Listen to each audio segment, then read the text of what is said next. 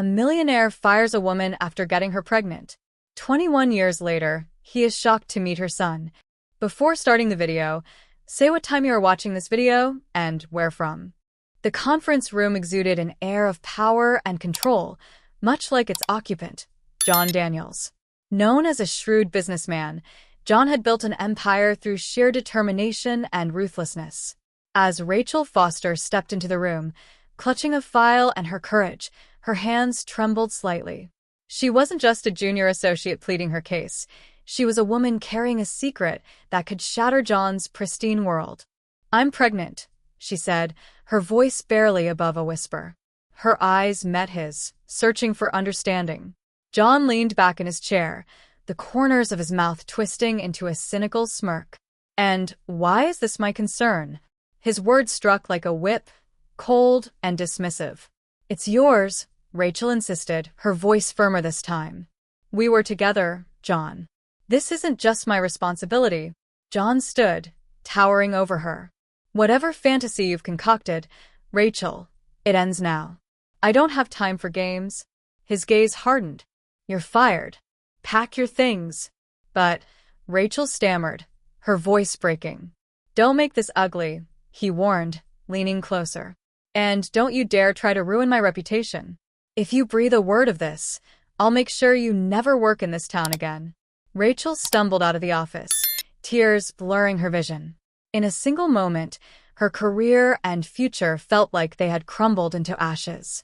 Her pleas to John for understanding had been met with an iron wall of denial. Not only had he dismissed her, but within days, whispers of her unprofessional conduct began circulating through the industry. John's influence was far-reaching. As doors slammed in her face, Rachel realized the depths of his vindictiveness. Left without job prospects, she struggled to piece together a life for herself and her unborn child. Yet amid the despair, a fierce determination bloomed within her. She vowed to raise her child, their child alone. "I'll prove you wrong," she whispered to herself. "You'll regret what you did to us." As Rachel navigated the hardships of unemployment, loneliness, and societal judgment, she found strength in the tiny heartbeat growing within her. She moved into a modest apartment and took on multiple jobs, often working late into the night to ensure her baby would have everything he needed. When Ethan was born, Rachel felt an indescribable surge of love and purpose. Gazing into his innocent eyes, she made a silent promise. She would be the mother he deserved, no matter how difficult the road ahead. The sun streamed through the windows of the Daniels Enterprises skyscraper, casting a golden glow on the bustling lobby.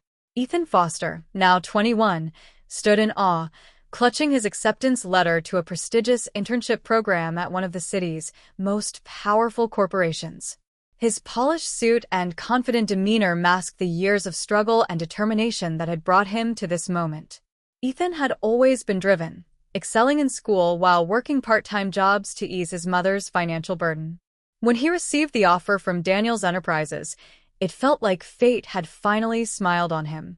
Unbeknownst to Ethan, the company's name sent a chill down Rachel's spine. As Ethan excitedly shared the news with her, Rachel managed a strained smile. "That's quite an opportunity," she said, her voice carefully measured.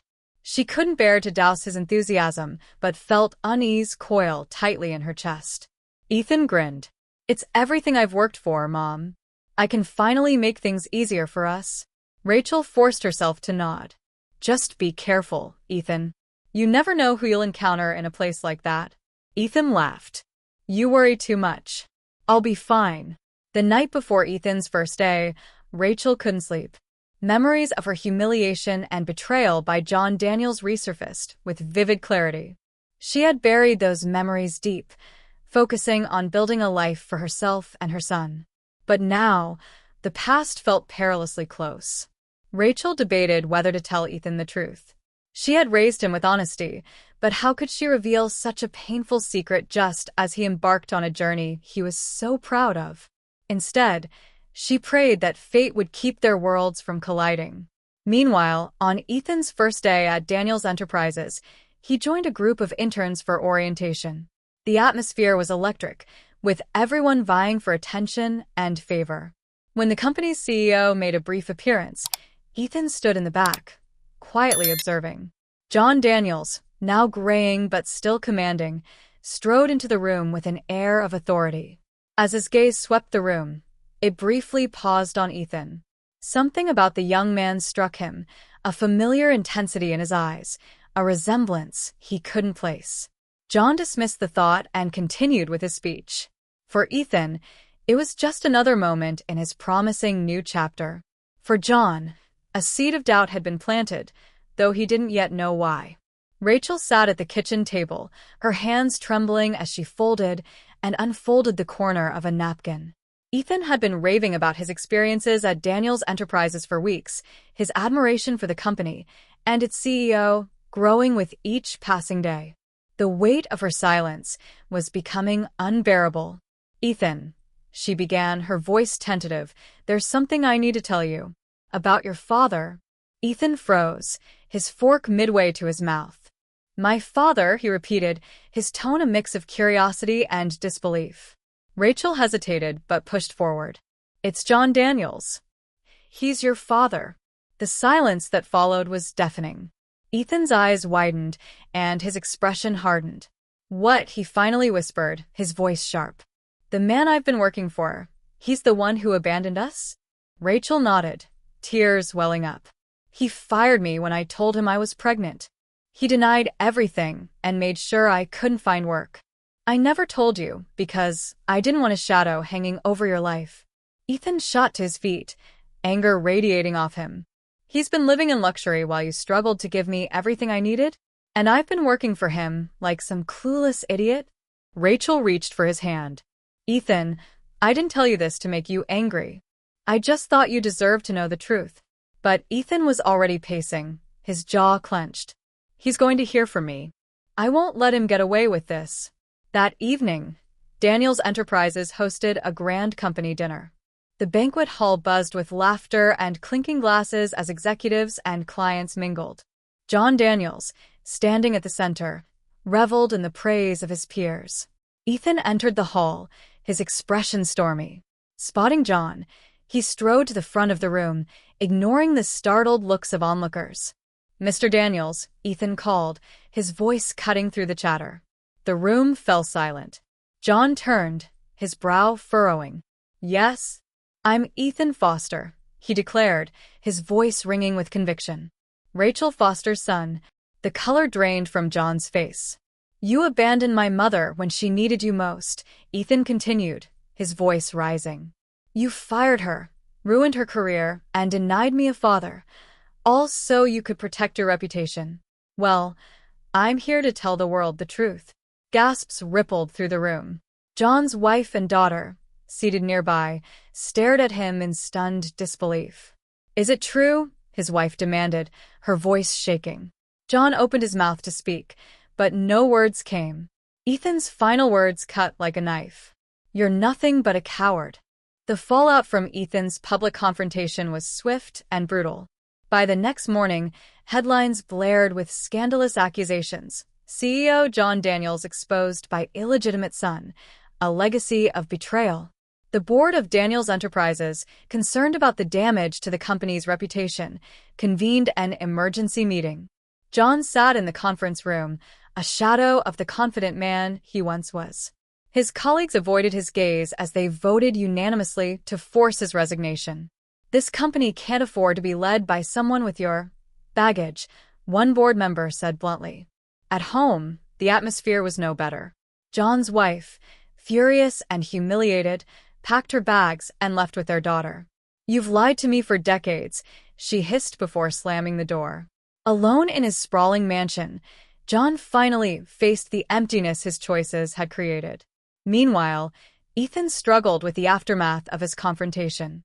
Although he had exposed John's wrongdoing, he felt no sense of victory. Sitting alone in his apartment, he replayed the scene in his mind, the anger replaced by a deep ache. Rachel found him there and enveloped him in a comforting hug. "You did what you felt was right," she said softly. "But remember, we've already won in the ways that matter. We've built a life, Ethan. A good life. Without him." Ethan looked at her, tears glistening in his eyes. But you deserved better. You deserved justice. Rachel smiled, her strength shining through. Justice isn't always loud and public. Sometimes, it's living well despite everything. You're my justice, Ethan. Her words resonated deeply.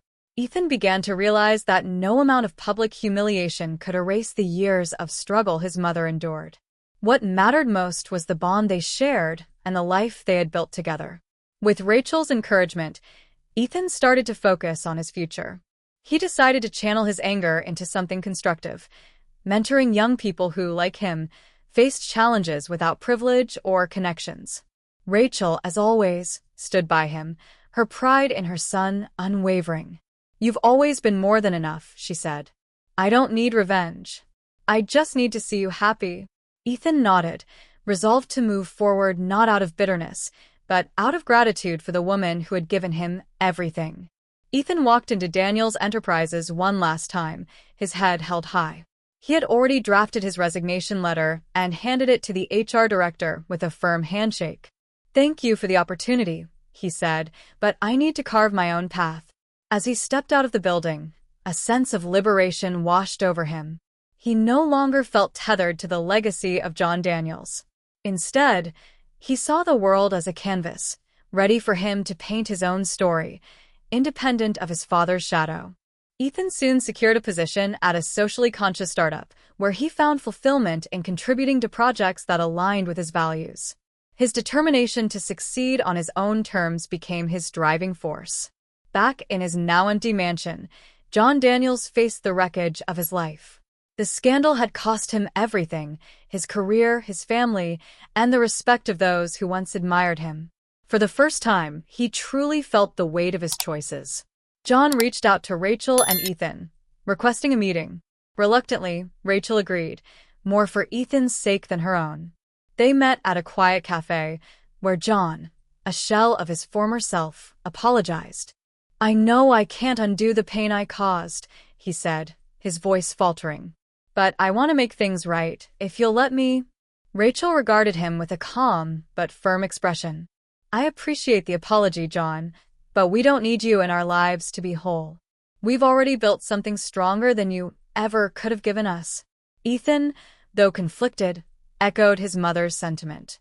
"You can't buy back time, Mr. Daniels. We've moved on. I suggest you do the same." John nodded, understanding that forgiveness didn't mean a second chance. As they left, he watched them walk away together, their bond unshakable. Later that evening, Ethan and Rachel sat together in their modest but cozy living room, plans for the future spread out on the coffee table. They laughed and reminisced, the weight of the past lifted from their shoulders. Ethan looked at his mother with admiration. "You're the strongest person I know," he said. Rachel smiled, her eyes glistening. "And you're my greatest achievement." As they clinked their mugs of tea, the future felt bright, not because of wealth or power, but because of the resilience and love that had carried them through. Together, they were unstoppable.